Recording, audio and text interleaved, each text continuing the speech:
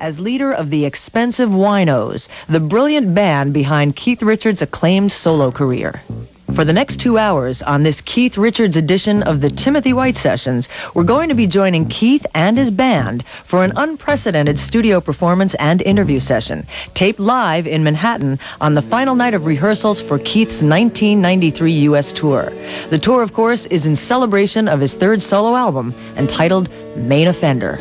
Right now, host Timothy White, the editor-in-chief of Billboard magazine, is down on the soundstage with Keith Richards, who's tuning up and tinkering along with other members of the X-PENSIVE WINOS, namely Keith's drummer and songwriting collaborator Steve Jordan, guitarist Waddy Wachtel, bassist Charlie Drayton, keyboardist Ivan Neville, saxophonist Bobby Keys, former LaBelle vocalist Sarah Dash, and backing singer Bobby Floyd.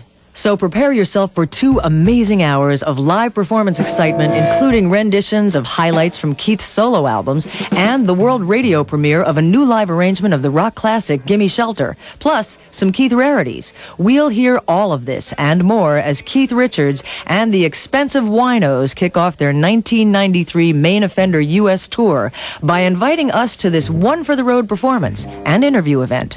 So let's throw it to the front of the stage for the Keith Richards edition of the Timothy White Sessions.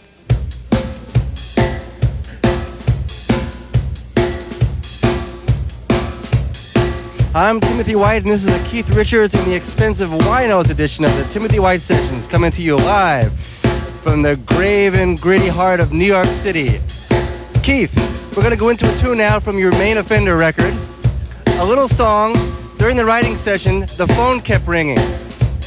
Somebody was asking for a certain girl. I think the roommate of your niece. What was her name? Miss Eileen.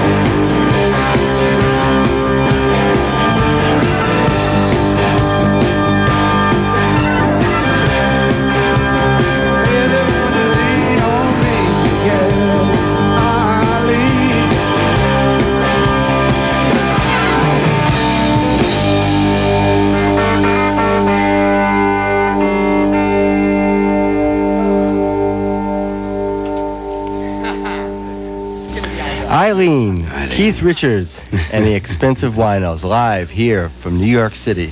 We said at the top of the tune, somebody kept on calling during that writing session for a certain girl. Well, loads of people were calling. They were never the same. I don't think it was the same person. I was playing the riff, and Steve was with me. Oh, was this at your home in New York or something? Yeah, I was in my apartment, and Eileen is a roommate. She lives there with my niece, and my son lives there. So there's all these people around. And we said, empty the apartment. I'm going to write some songs. I need peace and quiet. No partying, you know. So I started to get this riff going on the guitar with the little cassette player, and the phone rings. Steve picks it up. No, Eileen isn't here.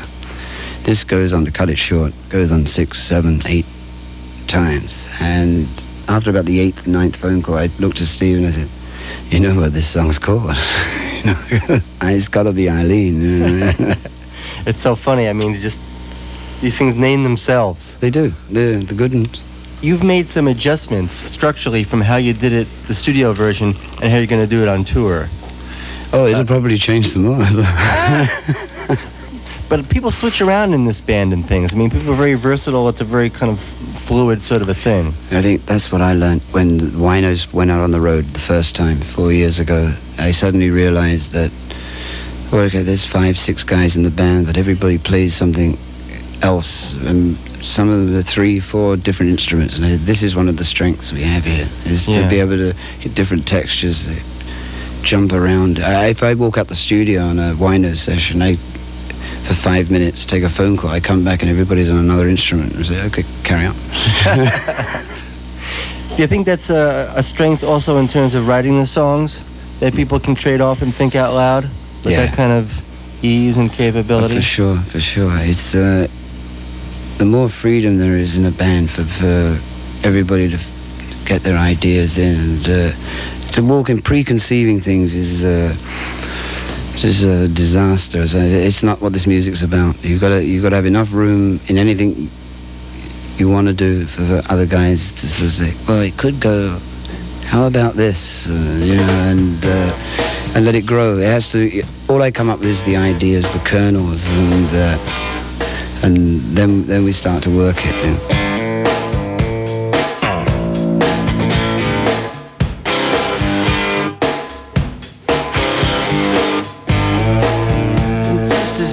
As it seems,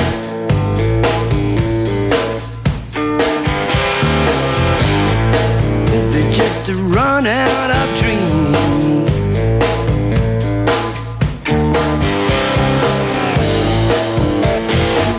The better of two evils, babe.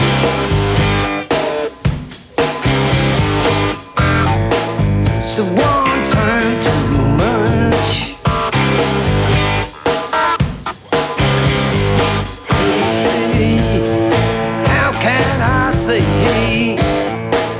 What's in my heart? Come a long way since you beat it up. As wicked as it seems. Why don't you get all over me? Why don't you get all over me? Yeah. Just a two-way street, but now it goes one way. And now for me, there's no way out. One time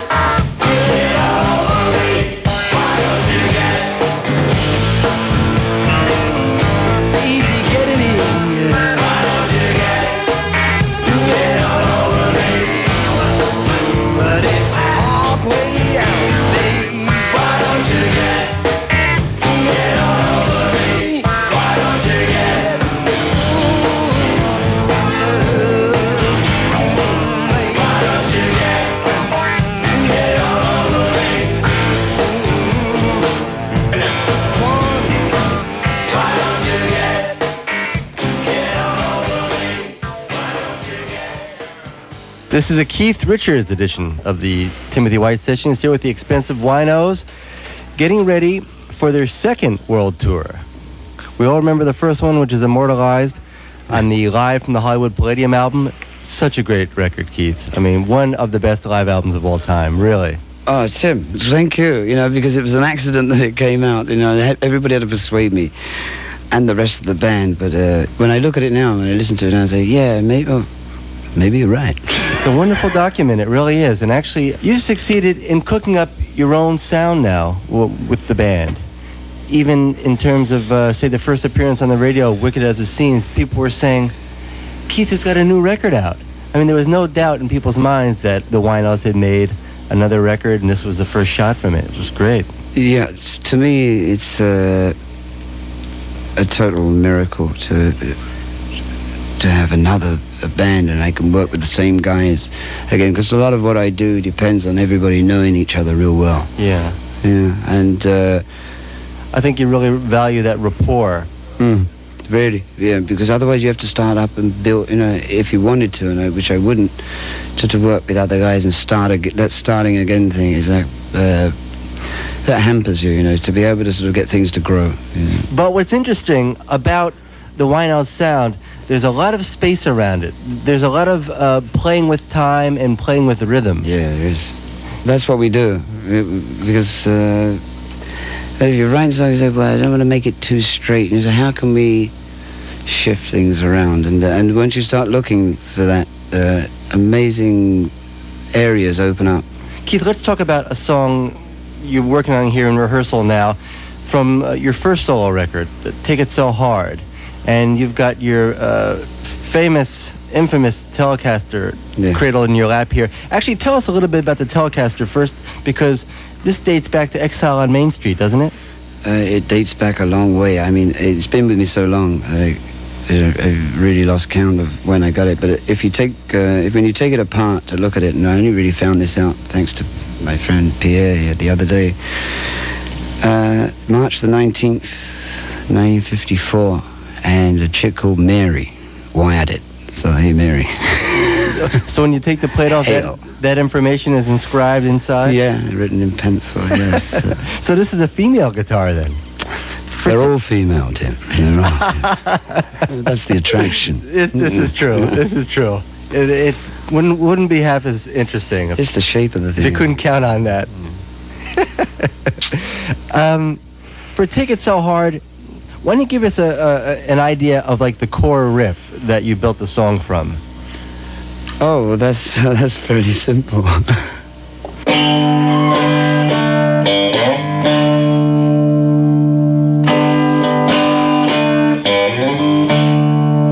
That's how it started. You know, that's how it started, the whole song. It's like simplicity itself, but there's a kind of elastic thing there. You know, there's a certain amount of muscle in it and a certain amount of air moving around it too. Yeah, you don't have to do a lot, but you have to do it in the right place. Yeah. Yeah, which is my problem.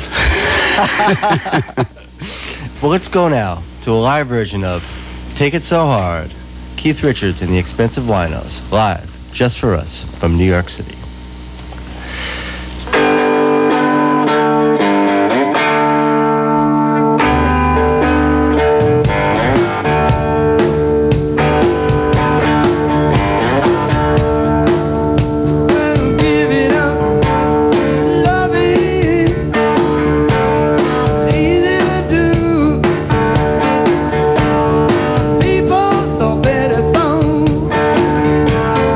Never come through.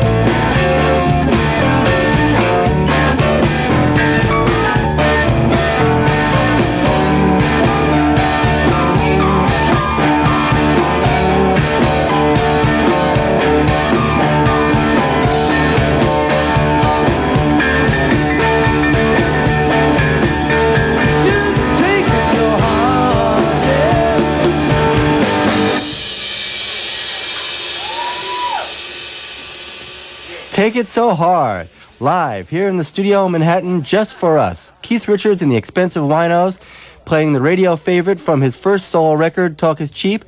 I'm Timothy White here talking with Keith, listening to the band play live, and we're going to have much more music, conversation, and surprises, right? Keith, on Main Offender, your second studio solo record, you seem to be putting more emphasis on your vocals. They have a new confidence, and there's the sense that you're getting more facile at using your voice as an instrument within the context of the band. With the Winos, I have the vehicle here where I can slip around things. I have the confidence to do it. I guess doing it the second time around makes it a whole lot easier. You have more confidence, and trying to stretch things. You find out things singing-wise. It's okay to do the odd song here and there is one thing, but singing full time, you learn other things about yourself, and also the voice gets stronger. You know, so you don't. It doesn't fade away on me after half an hour, which it used to do. You know, so there's the physical thing, and there's also there's more freedom for me to move around and just suss things out on it. When you were writing the material for the new album, Main Offender, were you thinking about you're being the vocalist on it, or do you not have that in your mind a lot of the time when you write? I guess if you're making a solo record, yes, it's always on your mind, although I try not to think about it. There's a difference there. But having it on your mind and thinking about it. So it's not like a self-conscious thing. You're mostly working on the lyric and the structure of the song. The structure, yeah. And when I've got the structure song, basically I really wait until we've got the track. How does that track really feel now? And then I could start to work on the atmosphere and the mood of the song and of the track, because if you write it all in front, half the fun's gone.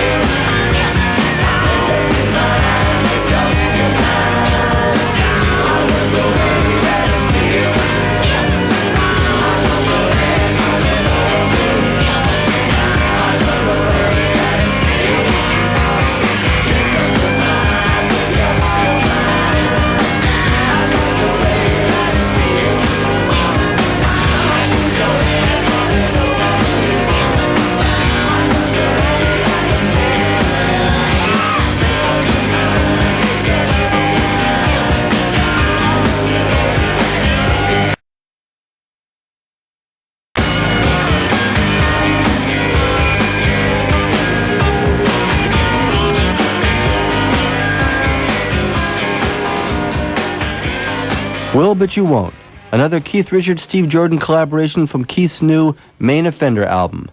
I'm Timothy White here in the studio talking with Keith Richards. And Keith, in your songwriting process, do you find yourself reworking songs as you write them these days, or do you just build on a jam until the material seems fully formed? Sometimes I feel like I'm just revamping the same song. Anyway, Adam and Eve wrote it, and it's a variation on the theme. Is there any song on the new record that underwent a big transformation from the time you were first working it out to the time when it was a set recorded version? Maybe Hate It When You Leave, because to me, and I was writing again on bass. This goes back to that thing about, hey, everybody can play something. Yeah, Keith. Yeah. And I had two separate songs, and it was Waddy said to me, all you got to do is stitch those two together, and then you have one really great song. Ah. You know? So that's the kind of way it works. You lay something down, an idea here, an idea there, and somebody will connect. It's all the connections of the wiring. It's very important. Content-wise, it's a very tender song. It's a love song, and I think even way back when you sang backup on the Beatles, All You Need Is Love. Is that true? Mm-hmm. I was there. And now, there's a tenderness in this song that people might find surprising, but there's a lot in your solo work about relationships and things. I guess so. It depends how people, or what they think of who wrote what. But for instance, I wrote Ruby Tuesday. I'm a sucker for love songs. And she, to me, there's nothing like, that's one of the drives to write a song, is to say something to somebody that you maybe can't put into words straight to their face. Yeah. And that's really, it's little messages. And give them to other people so they can send them to their chicks. Exactly. Yeah, we appreciate that, believe me. In terms of your work with the Stones and with the X-PENSIVE WINOS, he's traveled with both bands on tour. And also, I think you and he were born on the same day, in the same year, maybe just minutes apart. Minutes or hours. We could never figure out the wartime timing, but it's close enough. What would have been going on in the world in that year, that moment in time? I don't know what was going on in Texas. I think I think Bobby's first 18 months were a little different to mine, but he made up for it later. Yeah, I was being bombed and Bob wasn't, but he got bombed later. On Talk Is Cheap, he had worked with the WINOS and you on Whip It Up. I insist on Bobby Keith. Bobby's been on Stones tours. Straight on. Yeah. Other sessions between Sticky Fingers, and many Goat's Head Soup through there. There was a slight lull when he was caught and missed a gig. Something to do with a bath full of champagne and some chick in France. But we won't go into that, Bob. Well, that sounds important enough. It took me a while to reinstate him after that. Now, during the course of the set for this second WINOS World Tour, are you going to be doing Whip It Up? Oh, yeah, I think so. Yeah. They force it on me. Does Bobby play with his part, in terms of maybe revamping things or expanding things for the live version of it? To me, Bobby plays a lot of baritone sax with the WINOS as well. And there's... and I've always loved that. I always loved the way the Motown and the soul people use baritone. So there's that space and that gap between the bass guitar and the pianos of the guitar, which could be utilized, and the baritone can do it perfectly, and it gives extra punch and air. It's like it puts the screws on the bottom end, and it's and when you got somebody like Bobby Keys playing it, well, what can I say? Well, let's jump to the live version that exists thus far for Whip It Up, from live from the Hollywood Palladium, Keith Richards and the X-PENSIVE WINOS. Yeah.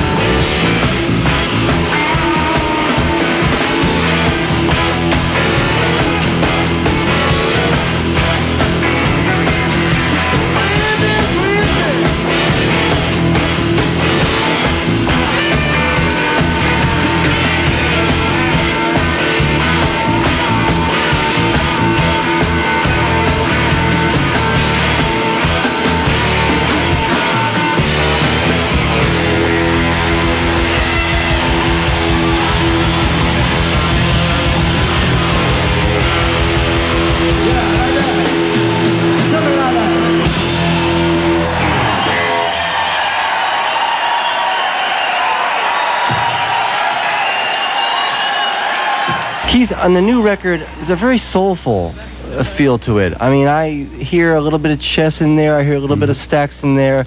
Those kinds of influences. Motown. Motown. Steve was saying Motown. Kingston Channel 1. Yeah, a little Kingston Channel 1. Are those conscious things in terms of enthusiasms? It's like you'll say, let's get a certain taste in there. I don't know. It's funny. I'm always asking myself whether whether I do it consciously or not. To me, it wasn't really apparent until the record was finished and mastered, and I started to listen to it and realized I couldn't go back and tinker with it anymore. So, and then I started listening to it and say, I guess I've kind of made a record here. The stuff that I want to hear, but I'm not hearing anymore. Without getting nostalgic about it. Because in the studio, the guys and I was like, let's push that Motown bit. Let's take this to Memphis. Let's take this one to Chicago. So there is it's a kind of, I'm not quite sure the percentage, if it's 75-25, but I realize it more when the record's finished than I do when I'm doing it. Sometimes Steve's drums, they seem almost like a vocal in terms of the way they're mixed and the placement and the structure of some of the songs. Is that like a component frame of mind that you have? Yeah, everything I do is based on rhythm, really. The melodies, that's the icing on the cake, if we can come up with them. But I guess I work off of rhythm more, and since I write most of the songs with Steve, drums, and it's not often you can find a guy that can play drums that can write songs, that can actually sing in tune. It's amazing. So to me, it is a blessing, because I can work straight through to the rhythm, and so in that respect, I guess that's really what you're talking. That's what comes through. Yeah, I'm singing to the drums. I'm singing to the man. There's a song that you're going to be playing on tour that you're working out in rehearsal here called "How I Wish." Would that be an example of this kind of thing where you're like singing to the drums and and keeping them in mind in terms of an almost vocal-like presence? Basically, it's a very unconscious thing. When you realize it more after you've laid it down and done it, and say, oh yeah, I'm really, I'm leaping off at the drums. It's a kind of a luxury in a way to be able to work with people that you can do that with. To me, there's not much point in trying to play rock and roll. With the bass player comes in Monday and the drummer comes in Tuesday. These guys never meet. Yeah. And to me, it sounds like it. It's well, kind of, yeah. It gets cold and it gets hollow. And after all, one of the few things that rock and roll music or any popular music really has is a certain spontaneity and a certain feeling and capturing it all at the right time. And you can only do that when you've got everybody in the room at the same time. Well, everybody is here right now in the heart of Manhattan in the dead of night, as it should be. It has to be. And we're going to hear the live version, just for us, of How I Wish. First heard from Talk Is Cheap, now right here in a new version.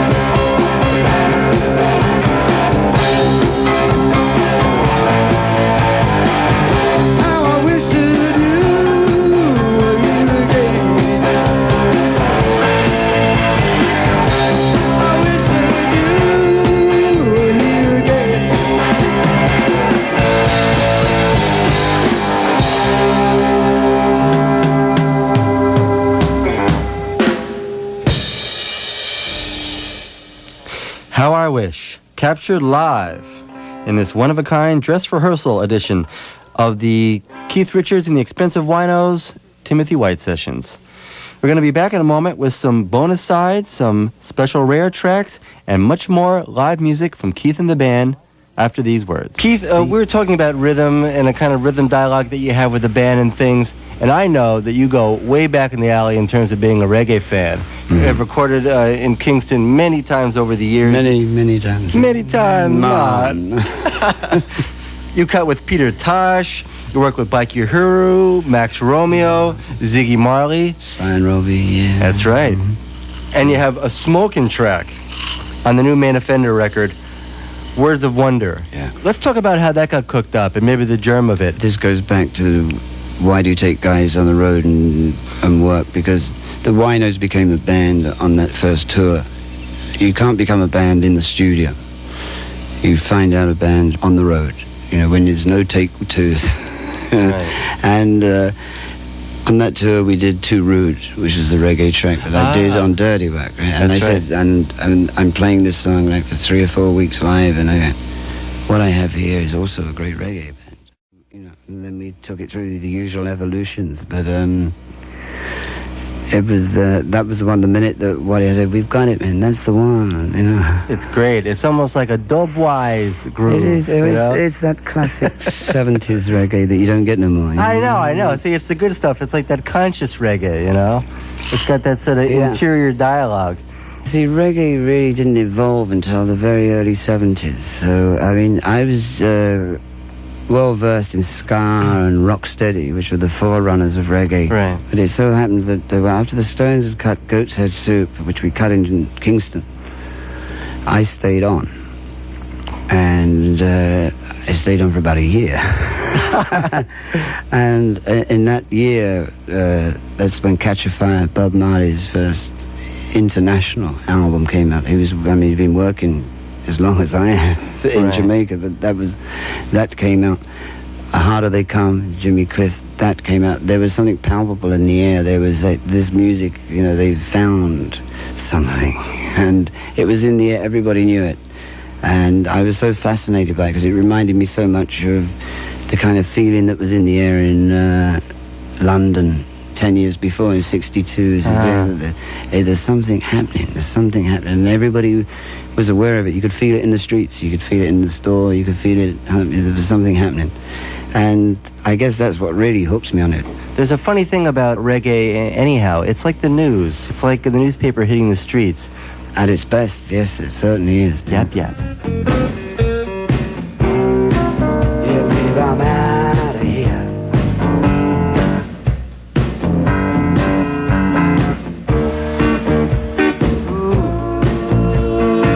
Ooh, it makes no sense to me. Ooh, you get no fence around me. Oh, yap, yap, you know you're talking too much. Oh, yeah, yap, yap, far too much. Even in my sleep, I hear you, babe. You know it makes me weep when I'm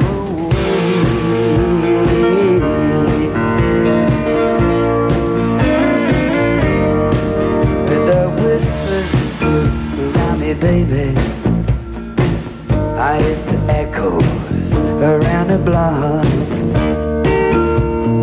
Oh, I get all my secrets back. Believe me, it's quite a shock. Oh, yeah, yap, yap, you know you talk too much. Oh, yeah, yap, yap, yeah, far too much. Let me down.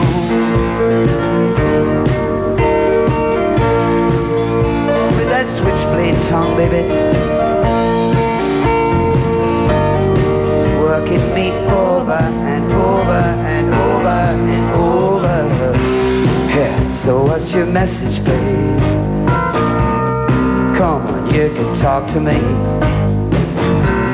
Ooh, incessant gossip, over, constantly, over. Oh yeah, it makes no sense to me.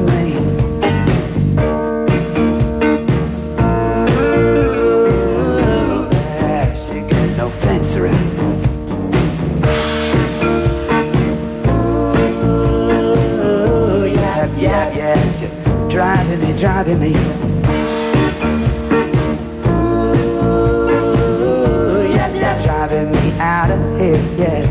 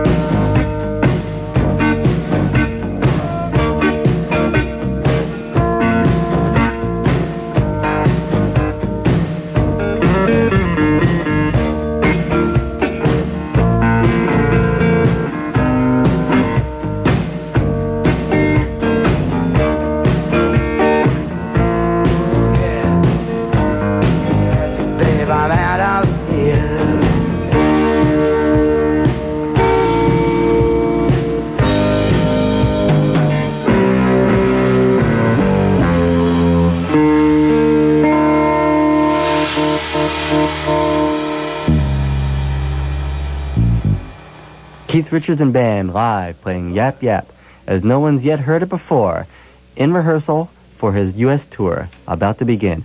Keith, let me grab you for a second. Tell me the origins of Yap Yap, where you got the idea for the song. Yap Yap came about because of this idea about everybody. Let's utilize everybody's talents more on the second record and to shift everybody about. And they all looked at me and said, "Yeah, Keith, but you play bass." So it kind of rebounded on me, you know. And so, yeah, right. So they got me into playing bass, and then I started to write songs on bass. And Yap Yap came out from there. And I hadn't written on bass. Not many people write on bass.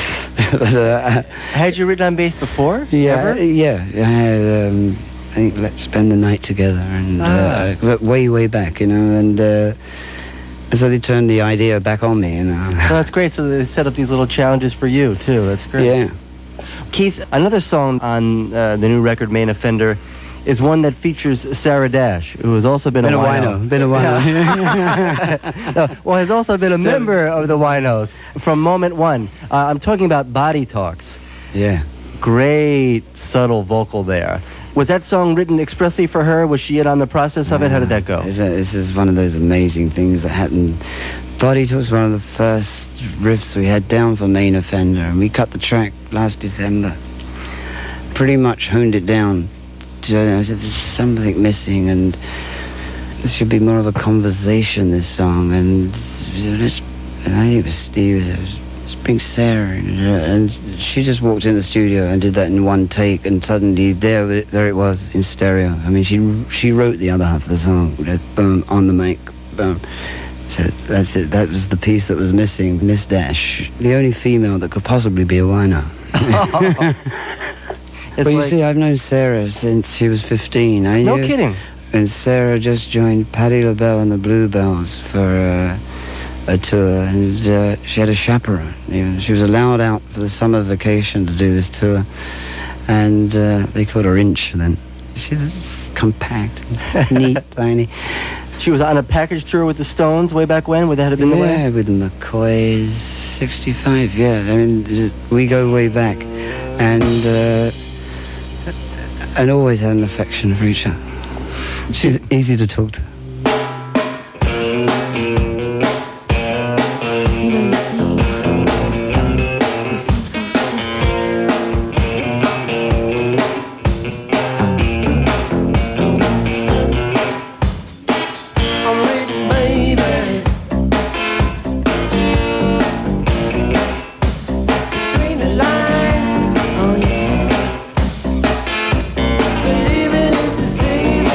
And I see you very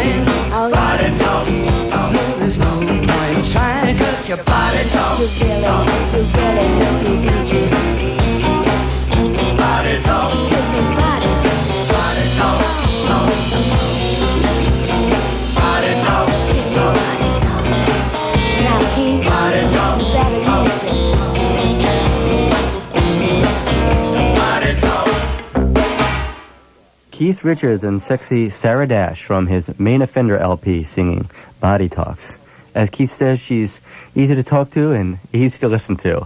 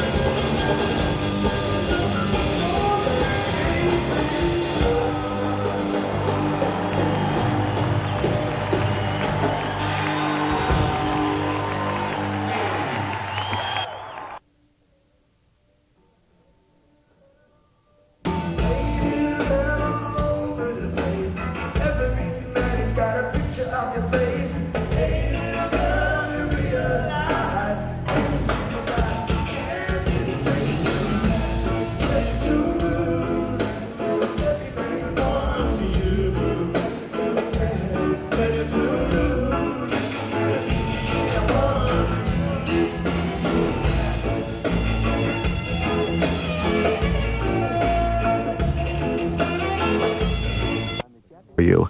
The bonus tune on the Japanese CD of Main Offender. It's a classic blues called Key to the Highway, and it also features Johnny Johnson, the piano player for Chuck Berry for many years. A big hero of Keith's, and you can hear his passion for that classic chess, R&B, blues sound in this song. I got the key to the highway. Feel like I'm bound to go. I'm gonna leave here running, 'cause walking's much too slow.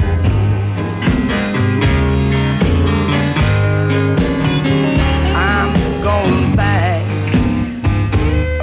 to the bottom, where I'm better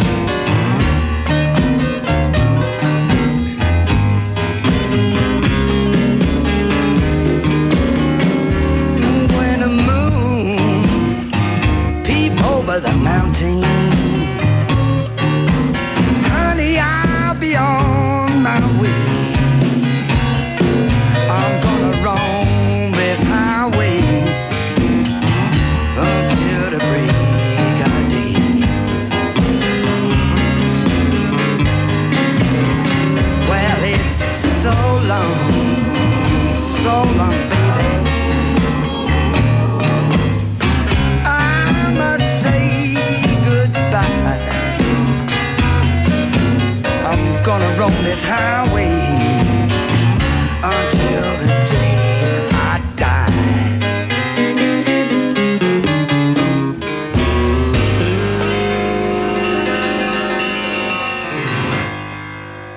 Keith Richards solo on a rare track on the Japanese edition of Main Offender, his new album called Key to the Highway.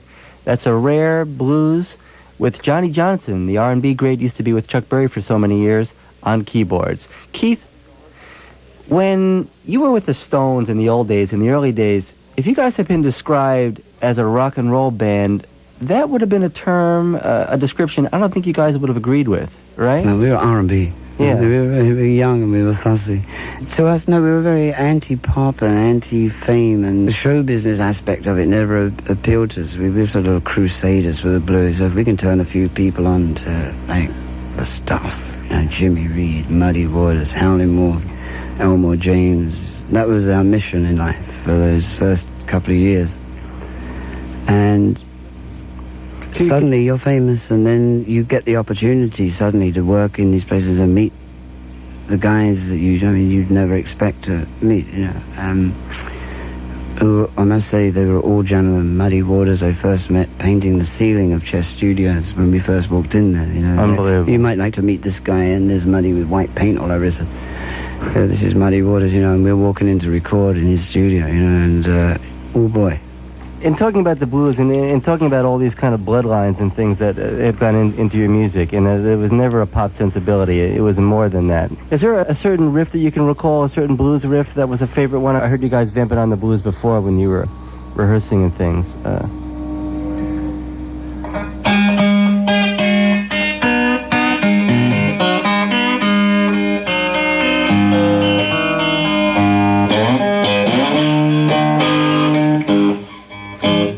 This sounds like a little bit of a kind of a Jimmy Reed thing or It's something. a little Jimmy, it's a little bit of all the guys. Little Elmore in there, little Elmore James. Little Elmore, little Robert Johnson. Yeah. I put them all together, and they live in me.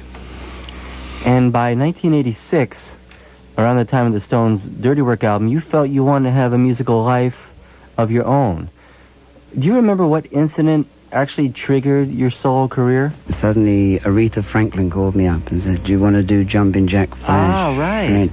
And Charlie Watson said to me, Keith, if you're going to work with anybody, if you're going to have to do that, Steve Jordan's your man. And then, while that was going on, Taylor Hackford came and said, you want to do Hail, Hail, Rock and Roll?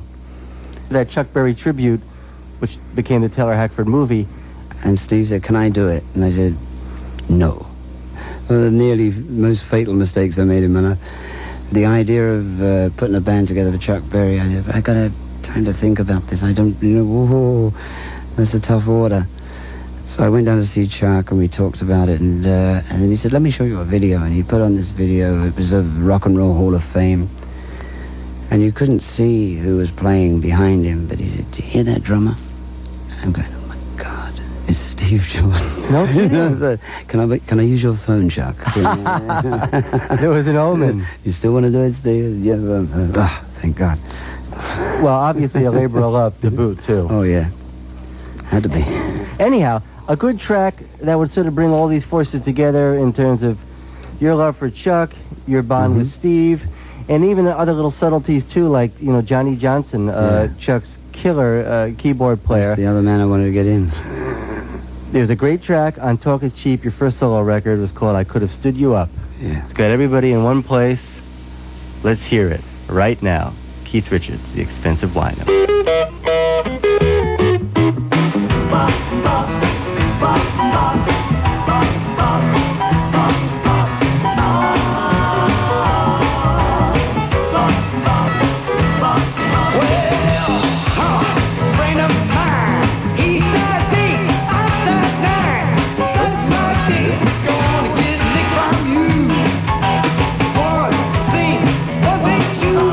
One thing to remember that I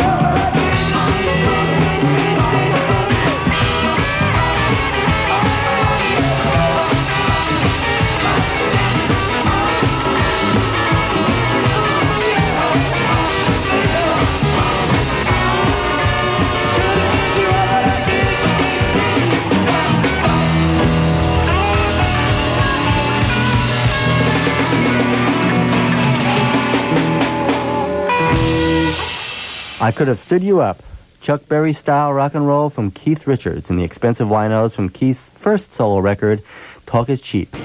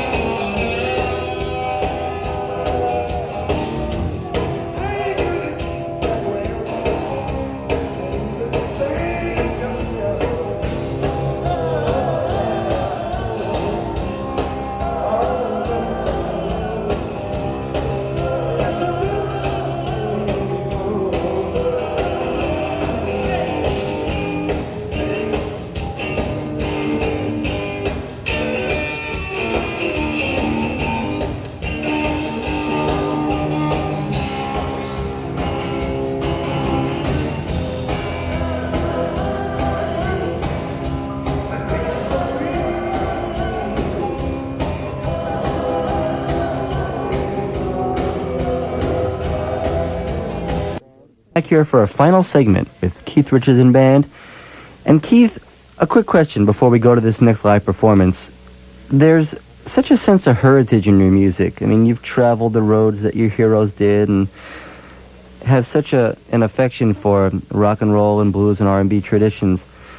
What's the living legacy of rock and roll? Is it the freedom to think out loud?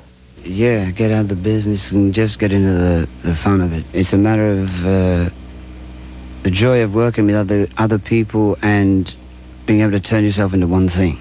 It's a functioning gang, if you know what I mean, with no ill intentions. You know? Well, this is a functioning gang, if ever there was one. And actually, we're going to go out on a song that is a Stones pillar. But the WINOS have got a version that's all their own. And I'm not qualified to introduce this song. I think that you should introduce this song. Okay, this is Gimme Shelter.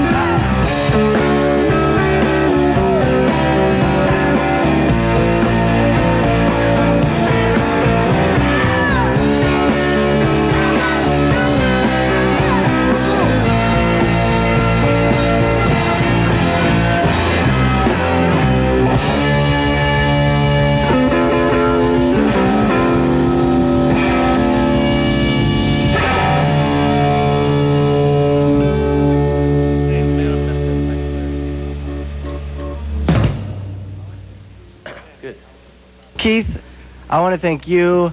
I want to thank Bobby Keys. I want to thank Steve Jordan. I want to thank Ivan Neville. I want to thank Bobby Floyd. I want to thank Charlie Drayton.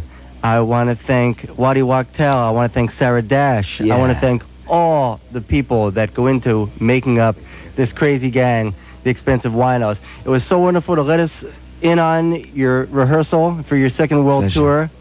It's a fantastic experience and a great intimate look at the engine room of a great band. Hey, Tim, we want to thank you. This is Steve Jordan butting in now. That is a tribute to you also, Tim. Yeah, good job. Thank you so much, you guys. Job wonderful. Yeah, good one, Tim.